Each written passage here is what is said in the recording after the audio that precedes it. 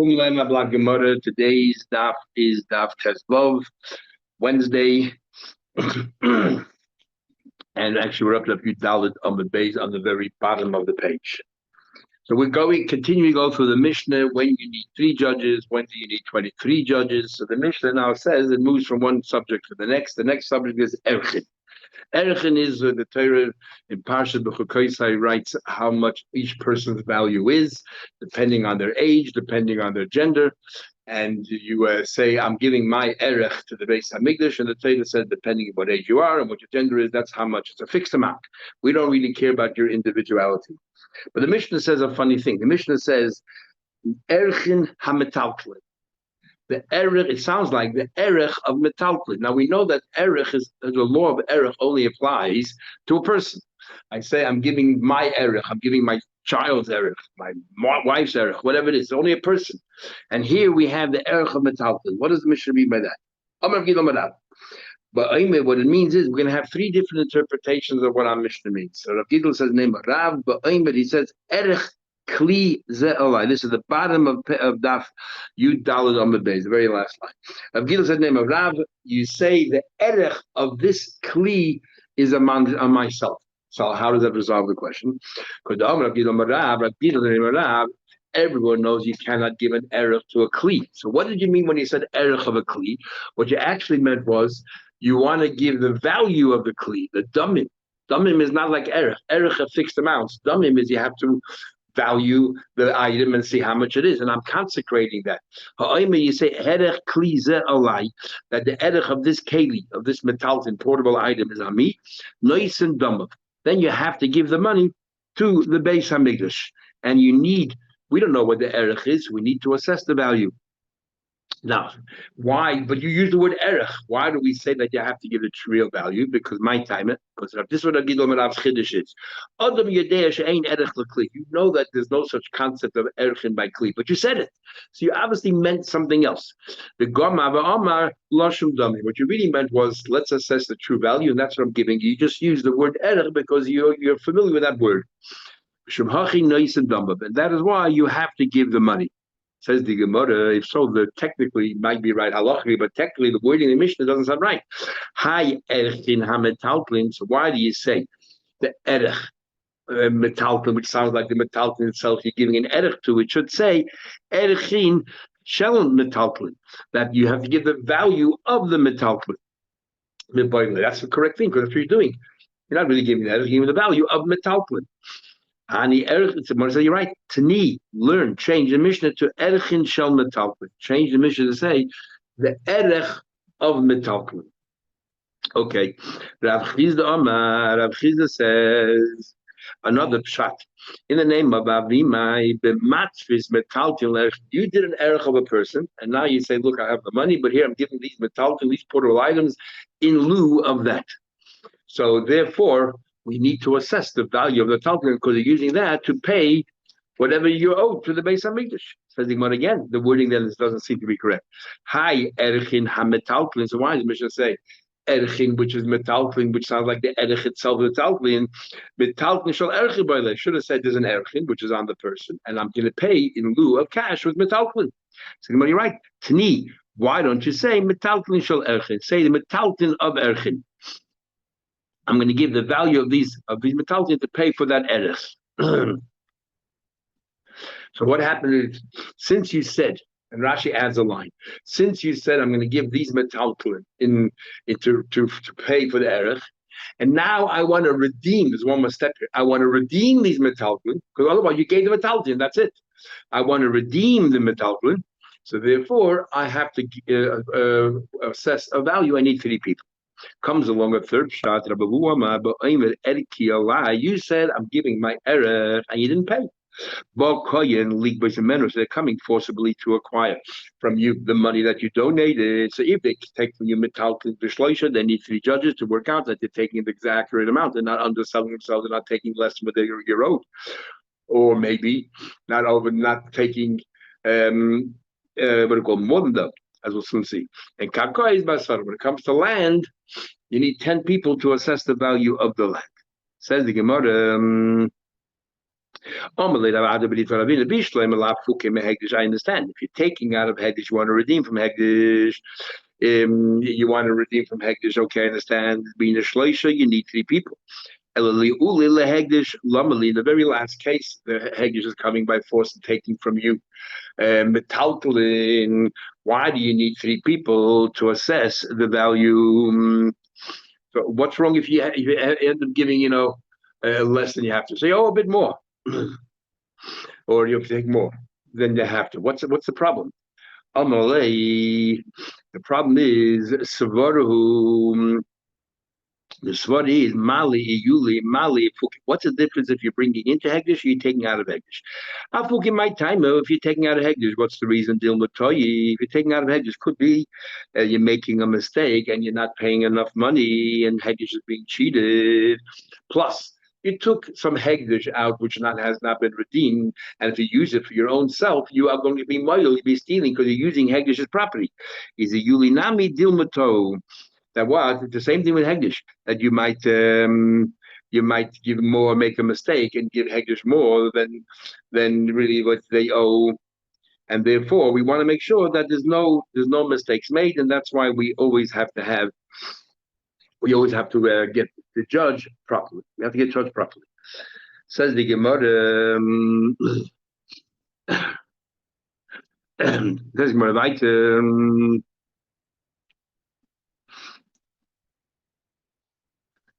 In other words, we're worried when you're going to give it to Hegdish, it's worth $100, and you're going to say it's worth 120.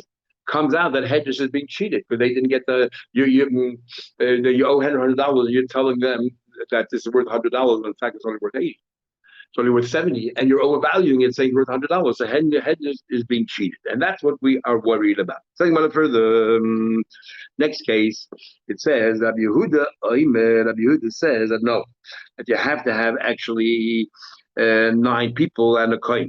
Not 3 people. So I understand why Rabbi Yehuda says what he says, coin. It says the word coin, so that's why a coin has to be one of those. El Rabbanan. According to Rabbanan, coin lamali. According to Rabbanan, why does the tape require a coin when in fact you don't need a coin at all? Kashi. It's not problematic. And when it comes to Karkoyis, Tisha V'Koyin, when it comes to Karka, we say we need 9 people, including a coin, plus a coin. So I have a question, how do you know that? How do you know that? It says 10 times the word coin when it talks about this. So Chad L'Gufei, you need one for itself, and the Hanach, and so what? So you should have 10 coin. Why 1 coin and 9 Yisraelim? Chad L'Gufei, the first one tell you need a coin. And Hanach having miyut achamid. Every other time it says coin, it's coming to say is a miyut. You already told us it's limited to a coin. Why again? And we have a rule: ain miyut achamid el rabbis. Even though it says coin, the second coin actually comes to include anyone, even if you're not a coin. So therefore, we have 1 coin and 9 yisraelim. The miyamid el rabbis. I feel test yisrael a coin, even 9 yisraelim. 1 coin is enough. Maskara would have been nice and amo. I should really say chamisha koinim b'chamisha yisraelim. Following your logic, the first word coin, okay, is a miyut. The next word koyin is not necessary. You already told us koyin is a ribui. But the next word koyin is necessary because you just told us that it's enough to have Yisrael. I need koyin out, tell me to go back to a koyin. So there's alternate. One is a ribui and one is a miyut, and which is one is necessary and one is not necessary. So you have 5 words koyin that mean necessarily koyin, and 5 words koyin which are unnecessary. Kasher is a problem. Then it says that a person, if you make as well, is the same thing. That you're assessing the value of a person, like you're assessing a karka. Those if you consecrate a person, the value of a person, you need 10 people, 9 in the coin to work out the value. Who consecrates a person? Well, yes, the time we learned,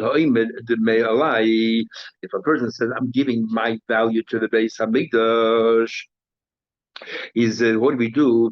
We assess him, we assess him that we like a person who's sold as a slave is shook in the market. And so there has a value. And the Eved is Kishla and just like properties, 9 Yisrael, 1 coin, same thing here, 9 Yisrael, 1 coin.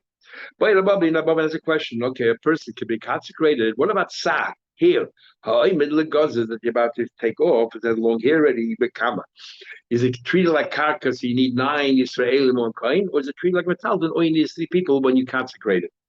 And they used to use here, that Rashi doesn't say they made a wig out of it, but they used to here to make baskets out of it, or they used to make a band around the head around it, and or a sieve of around a sieve made out of here. So what's the din? Is it metalton or is it karka? Do we think it goes as if it's shorn off? Only needs 3. Like a mechubadam, it's attached. Ubasari, you need 10. Says you want to touch my coming here. Hamagdish es avda. If somebody makes consecrates as eved a moile boy, you're not stealing from him. Why? Because an eved has the same din like karka, like property, and property you don't. There's no meila stealing by property from hagdish. We learn out chet from truma, and then we learn from there that. That it's not by property. Says the Gemara, so I never the same. Shmuel disagrees. He says, "Moilim besade, you are moil when it comes to the hair. Why the hair is not considered part of the person? Now, where did the hair come in? The Kaimelons, we have established the beside him. They got to plead arguing about the hair that's about to be shorn. They're cut off. Shmami no is that what? That this is the very machlek. Saying what a name of this concept that something is about to be cut off, whether it's considered cut off or the fact that it's still attached, it's still attached. Could be hinges on another argument, other tonight. Hani tonight, is other tonight arguing the same thing, and therefore it seems to be superfluous. It's not really the main right. Yes, to him, shake a karka. There are certain things that treat like property, but in fact, they're not. They're attached to the ground, but they're not considered like property. They're considered metal. The Chacham disagree with him. The fact that they're attached to treat like karka. What's the story? Keitzad I gave you 10 vineyards that were full of grapes. I asked you to watch, mind them for me. Another guy says, Ein Elacham is only 5. So he's a Moedid ben Mixus, and we know when you're partial admission, you pay, you have to swear on the balance, but only if it's metalton, but not if it's karka. Karka, you don't swear in karkais. Now, Salameh says, why we treat it as if it's metalton because they're about to be, the grapes are ripe. And that's what we'll see. And the Chachamim say, the karka is attached to the ground, it's considered part of the property, and you don't swear Moedid ben Mixus. Grapes are about to be cut off. Masava kibbutz is cut off already. Masava lab kibbutz they're not cut off yet. So we see the same machlekes. So we know it might be very different. You know why? As the Gemara will explain. By grapes, you cannot continue longer. Once it's ripe, if it stays on, it rots. By here, the longer it just gets longer. So therefore, maybe by grapes, there's a machlekes, but by here, maybe everyone will agree that since it's attached to the body and it benefits staying there, maybe it's considered attached to the person. So you cannot align this machlekes with the other one. I feel they made add kind of government has some two when they may say they call kamad the shop killing as long as the grapes are there, they get weaker and they started to rot. Avasari here, call kamad the shop the longer it's there, the better it is. So who said? But Mayor would argue maybe he also holds benefits by being attached to the body is considered attached to the body. Din in the Foshas, when it comes to Din in the Foshas, we say, hey, how many are there? 23. By Din in the Foshas, 23, and we talk about different examples when there are Din in the Foshas. So we're talking now about bestiality. And we say, by bestiality as well, that you need, 23. For example, if an animal has relations with a male or a female, you have to have 23 judges because an animal gets killed and so does the person. It says the Gemara, you make an unequivocal statement. I don't care if the animal was a male, and the cave. I don't care if the animal has bestiality with a male or whether on the receiving end is a female. Now, the question is, how do you know? In the cave, when it comes to the cave, a female, the animal on top of a female, it says, you kill them both. So we know that they both get killed. And they both have the same status.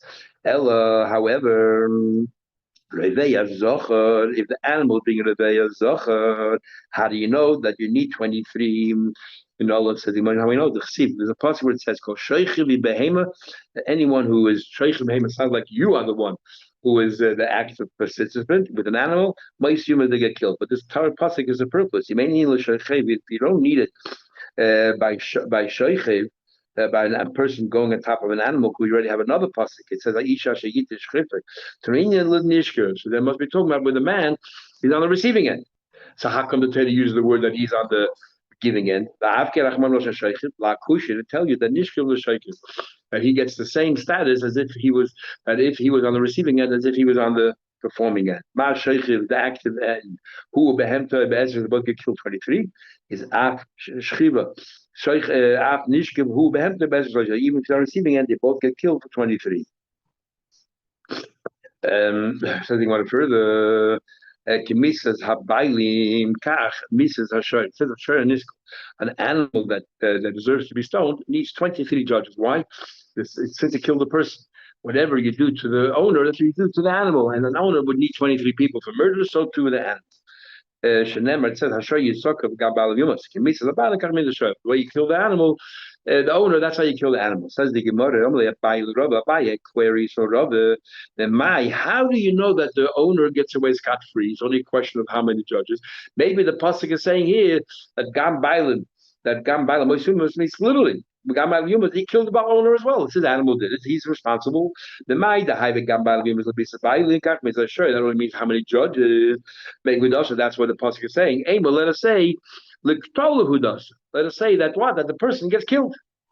Says Rava, in Cain, if that's the case, the list of all the Torah had to say is the Gambaila, that you kill the animal, but Gamba also the owner, and then means they both get killed. And not and why do you have to say the owner gets killed? It must be to tell you that the owner gets killed, but the extra tell you he doesn't get killed, just how many judges he would need if he would get killed. That's what you do by that. No, it couldn't have written that. The Torah would say, I would say, okay. I would say the Bailam get the same. I would say the Bailam will get the same form of punishment as the animal. The animal gets stoned, so to the Bailam. So that's why it has to spell out. You must know that he gets only chenik. How can you even think that the owner will get skilla? If a person murders another person, he gets cher. He gets killed with a sword. And if he his animal killed, which is far more remote from himself, will get skilla, stricter punishment. That doesn't make sense. How can you even think that? He kills beside he gets only the sword. The moina miskilla, the animal is skilla. Second matter why? The dimla, why don't we say hide the cost of Rahmana? This is at the Torah road. You must.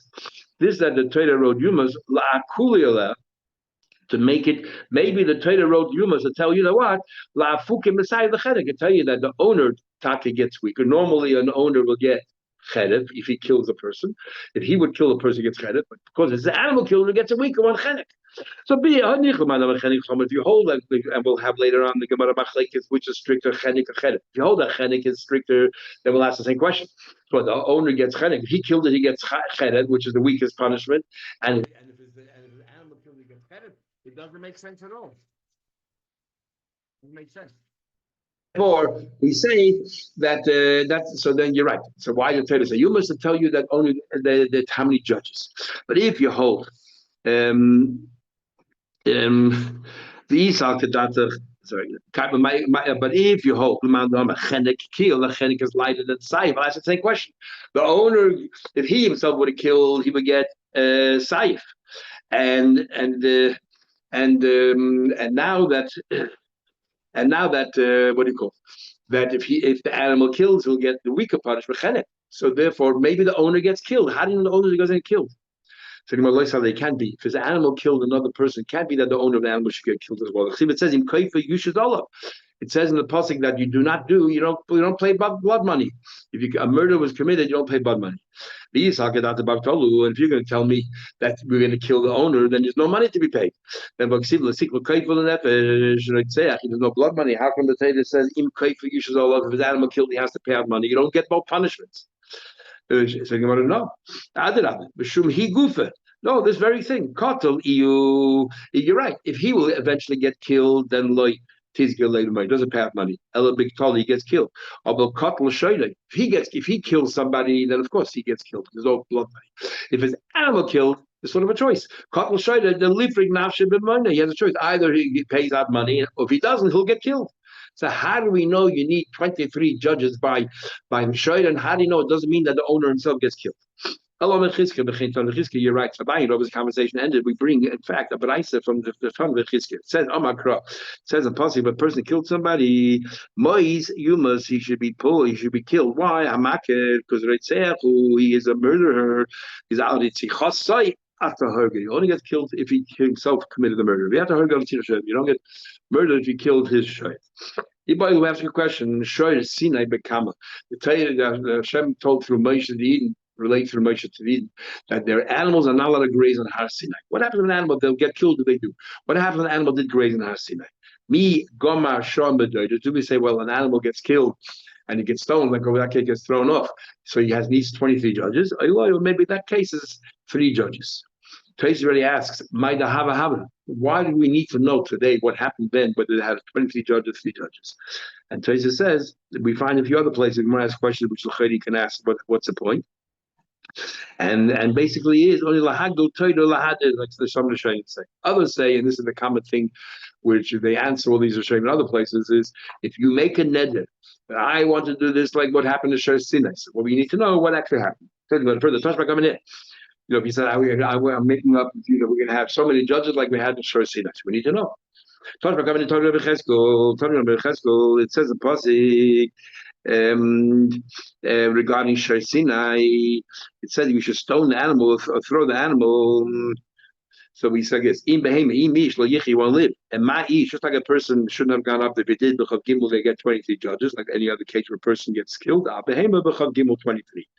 Then the Mishnah had an argument regarding a lion and a wolf, an Ari and a Zay. We had a machlekes whether they have to go to a court and they get 23 people, or Rabbi Eliezer says that these animals can never be trained, can never be domesticated, they're not docile, and therefore everyone has a right to kill them. There's no owners, they're hefka, you have a right to kill them. Even though Rabbi Eliezer said you have a right to kill them, but who provided the animal committed a murder, then you don't have to take it to trial. Go ahead and kill them. If the animal didn't kill anybody, you can't just wantonly go ahead and kill these animals, because maybe they do have an owner, maybe they are trained. But the fact that they killed somebody proved they could never have been trained and there's no owner. Alma, because somebody holds Yeshla and Tarbus, the Yeshla might have owners and they can be trained.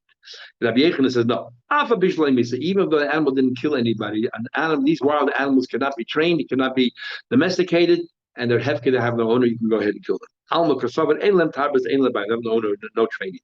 So now we learned. Rabbi Eliezer says, it says in Mishnah, Rabbi Eliezer says anybody goes ahead and kills them. Zacha, he is zoich. What do you mean zoich? What is zoich? He gets to keep the hide. Now, you only get to keep the hide if it's like hefker, it belongs to nobody. But if it's, according to the shlokish, the animal killed and the bezin really should stone them, but you are acting as an agent on behalf of the bezin, you have to make the trial, then the animal is forbidden to have any hano. And if forbidden to have any hano, you cannot be zeichet. Says the Gemara, and you have the hide. What do you zeichet? Even though there's an argument by Yisuri hano if you can acquire it, but if you can't have any benefit, what's the value of this chus? Once you kill the animal, since the animal killed someone, it's as if in front of Bezin, the Yisuri Anonin, they're forbidden to have any benefit. So what's a Zacha? My Zacha says, you did the right thing for Hashem. She got rid of a wild, threatening animal. Tanya comes to look back to the Bryce, like it's lucky. Echad Shehemi is whether it's an animal that killed. The Echad Behema Bechaya Shehemi, or whether it's a Behema Chaya that killed is Bechav Gimel 23. Rabbi Eliezer says, according to Tanakama, all animals have to be brought to trial. Rabbi Eliezer says, Shor Shehemi is you're right. An ordinary domestic animal that killed somebody is Nasi Mishlation. Needs 23. Other all other animals of Chayas Shehemi that committed a crime is anybody killed the first is doing the right thing, and it says clearly that what only Shehemisa, the animals committed crime. No, it's like Reish Lakish. Rabbi Akiva says no, that all animals need 23 judges, even if they're a wild animal. Nusa Haina Tanakama, isn't that the same thing as Tanakama? Says the Gemara, Ike Benayu, the difference to be Nachash when it comes to a snake. Whether a snake can be domesticated or not, or a snake in Rabbi Akiva will be made that you can go ahead and kill. You don't have to bring it to trial. Okay, we'll stop here. We'll continue tomorrow in Mitzvah.